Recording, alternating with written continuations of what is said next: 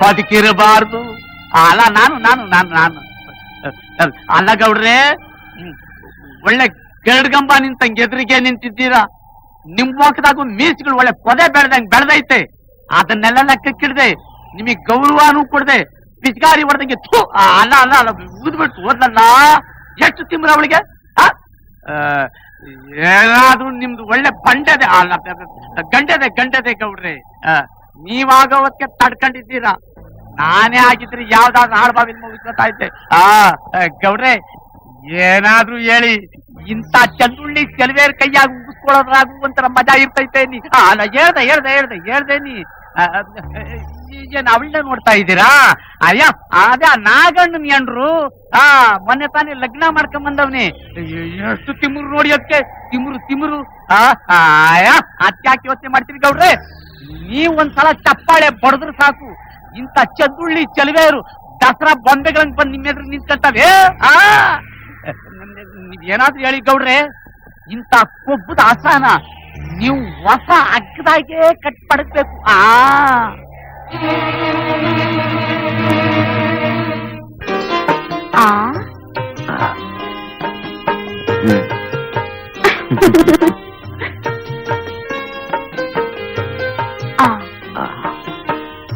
ಹೇಗಿದೆ? ನೀನ್ ಎಷ್ಟು ಚೆಂದಾಗಿದೆಯೋ ನಿನ್ ಕೈ ಅಡಿಗೆನು ಅಷ್ಟೇ ಚೆನ್ನಾಗಿದೆ.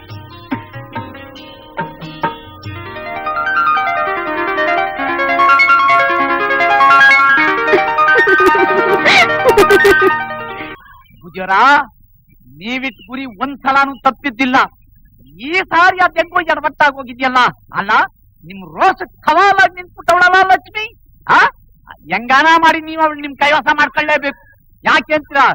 ಈ ಹಳ್ಳಿಲಿ ನಿಮ್ ಎದುರಿಯಾಗಿ ನಿಂತಿರೋ ಒಬ್ಬನೇ ಆ ನಾಗ.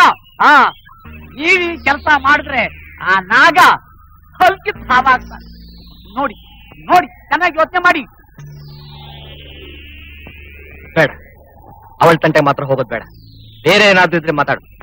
ಅಯ್ಯೋ, ಬಿಸಿಯಾದ ಈ ವಿಷಯ ಬಿಟ್ರೆ ತಂಗ್ಳು ಏನ್ ಉಳ್ದೈತೆ? ಅಲ್ಲ ಗೌಡ್ರೆ, ನೀವ್ ನಿಂತ್ರೆ ಕುಂತ್ರೆ ಅವಳ ರೂಪನೇ ಕಣ್ಣಿ ಬೀಳ್ತದಲ್ವಾ? ನೀವ್ ಅವಳು ಸೊಂಟನೇ ನೋಡ್ತಾ ಇದ್ರೆ ಗಾಳಿಗಾಡೋ ಬಳ್ಳಿ ಕಂಡಂಗ್ ಕಾಣ್ತದಲ್ವಾ? ದೇವಲೋಕದ ಅಪ್ಸರನೇ ಗೌಡ್ರು ನೋಡ್ಕೊಂಡು ಪಾಳ್ಯಕ್ ಬಂದಂಗಾಯ್ತಲ್ಲ. ಗೌಡ್ರೆ ಇಂಥ ಅವಕಾಶ ಬಿಡೋದುಂಟಾ? ಅಲ್ಲ ಗೌಡ್ರೆ, ನೀವ್ ಹೆಂಗಾನ ಮಾಡಿ ನೀವು ನಿಮ್ಮೊಳ್ನ ಮಾಡ್ಕೊಂಡ್ಬಿಟ್ರೆ ಗೌಡ್ರ ಚರಿತ್ರೆ ಗೋವಿನ ಕತೆ ಹೋಗಿ ಹುಲಿ ಕತೆ ಆಯ್ತದೆ. ಹುಲಿ ಕತೆ. ಯಾಕೆ ಗೌಡ್ರೆ, ಏನ ನಾಗನ್ಗೆ ಎದ್ರಕಂಡ್ರ? ದಂಡಿಗೆ ಎದ್ರಲಿಲ್ಲ, ದಾಳಿಗೆ ಎದ್ರಲಿಲ್ಲ, ಆ ಬಂಡೆಗೆ ಎದ್ರದ? ಆ ನಾಗನಿಗೆ ನಾನು ಹೆದರ್ಕೊಳ್ತಿಲ್ವೋ ಅವಳ ದುರಹಂಕಾರ ನಡಗಿಸ್ಬೇಕು. ಅದೇ ನಂಗೆ ಬೇಕಾಗಿರೋದು. ಆದ್ರೂ ಅವಳ ಸಹವಾಸ ಬೆಂಕಿದೆ.